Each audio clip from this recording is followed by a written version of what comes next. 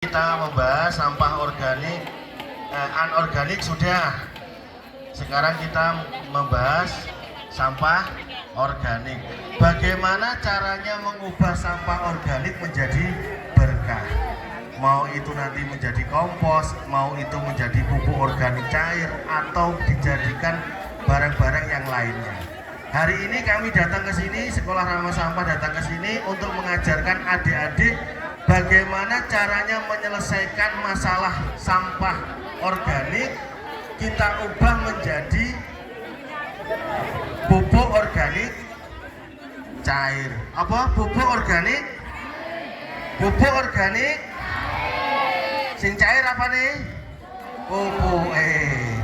Alatnya seperti ini. Tadi adik-adik sudah bisa melihat ya berapa lama cara membuatnya. Pertanyaan nih, Pak, di rumah saya punya ember, tapi ember ini rodok cilik, oleh moga? Oleh. Pak, di rumah saya nggak punya bor ya, duwene gur paku. Ini umpama bolongannya tak pakon ini oleh gak? Oleh. Sing penting bentuke ember tumpuk. Paham? Paham? Untuk yang atas, nomor 1 yang bawahnya ini harus dibolongi koyok apa? Koyok? Wah, gak tahu masak sih cewek-cewek ini. Kayak sarang lagi kita wadang ini. Pasti tahu wadang. Ayo sing gak adang, gak pernah ada, gak ngerti. Kayak apa? Jaringan dandan.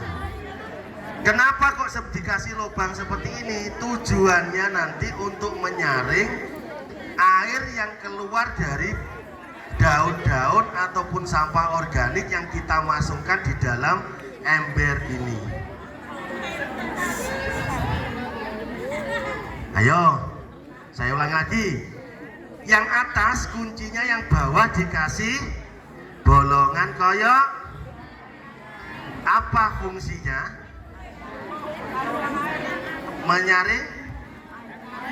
Menyaring air yang keluar dari sampah yang kita masukkan di atasnya.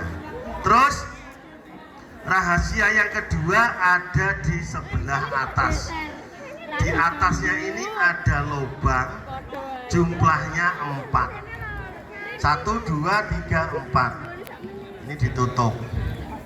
Apa fungsi dari keempat lubang ini? Agar lalat hitam masuk, agar lalat BSF masuk. Loh, pertanyaan nih, kenapa lalat hitam harus masuk? Membantu proses penghancuran sampah bitter. Jadi sampah yang ada di atas ini nanti dengan bantuan dari lalat hitam, maka sampah yang ada di dalam ini akan diproses, dihancurkan. Apakah lalat itu yang menghancurkan? Apakah lalat itu yang menghancurkan? Bukan. Terus yang menghancurkan itu siapa? Anaknya. Anaknya lalat hitam yang namanya maggot. Ayo, yang roh maggot, cerita nih maggot bentuknya kayak. Ayo, yang tahu maggot, siapa yang tahu maggot? Bentuknya maggot kayak apa? Gak tahu?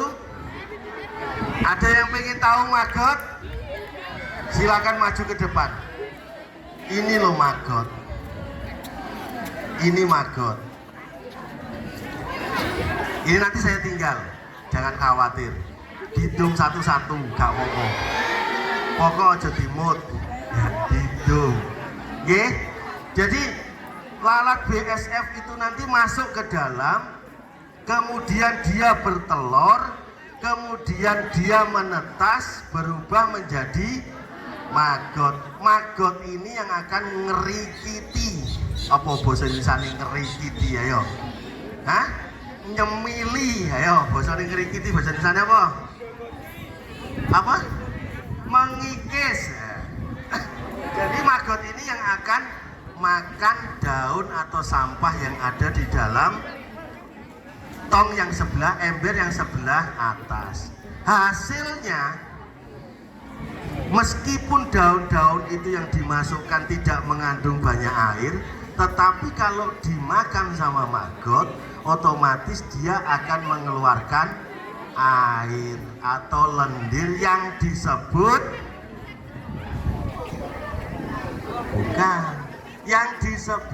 lindi.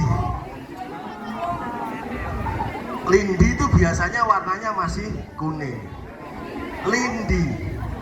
Lindi itu cairan yang keluar dari sampah.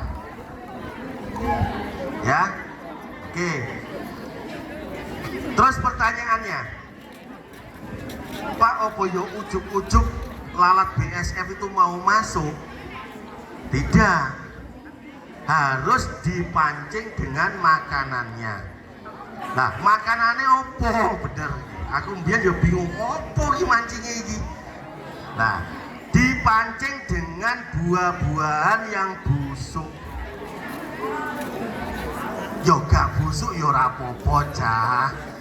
Lek ku ngomong dipancing karo buah-buahan sing mateng, enak tak pangan dhewe kan gitu. Iki dikasih aja, entah itu pisang, entah itu nanas, dibuat pancingan, ditaruh di dalamnya, ditutup, biarkan selama 1 minggu. Setelah 1 minggu, apapun sampah organik yang ada di rumah atau di sekolah bisa dimasukkan di ember yang paling atas. Yang di rumah, ibu kalau masak rajangan kangkung, rajangan sawi, ada toh? Biasanya dibuang. Kalau di rumah sekarang setelah punya ember tumpuk, jangan dibuang, masukkan ke dalam ember tumpuk. Ngerti? Nanti ada pertanyaan loh, yang terakhir diacak, dikasih pertanyaan dan harus siap jawab. Makanya harus diperhatikan. Siap? Setelah diproses di sini, airnya turun ke bawah. Turun ke bawah ini nanti akan menjadi lindi seperti ini, warnanya masih kuning. Biarkan ini selama 2 bulan. Setelah 2 bulan baru boleh diambil airnya. Ya, pertanyaannya, Pak, selama 2 bulan yang atas apa nggak penuh? Tidak. Kenapa? Karena yang atas setiap hari dimakan oleh maggot. Setiap hari dimakan oleh maggot, diisi full, besok tinggal separuh, diisi full, besok tinggal separuh. Selama 2 bulan masih kuat nampung sampah organik. Terus setelah diambil selama 2 bulan, kemudian silahkan dijemur di terik matahari.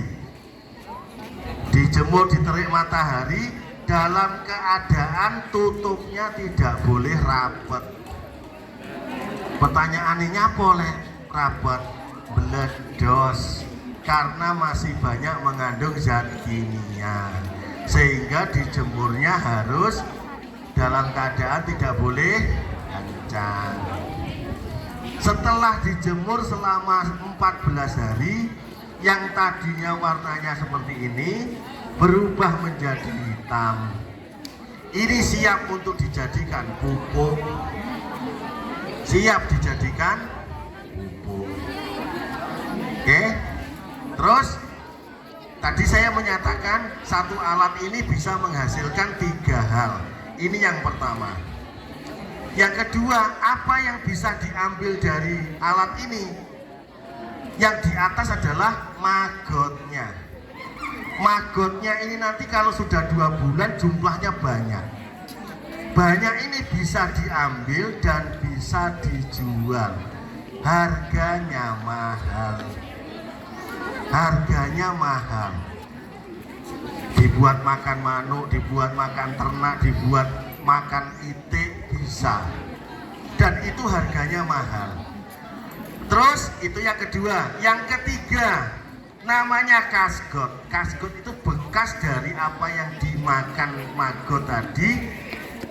Apa namanya, sampah yang awalnya kasar menjadi halus lembut, itu namanya kasgot. Itu harganya lebih mahal lagi.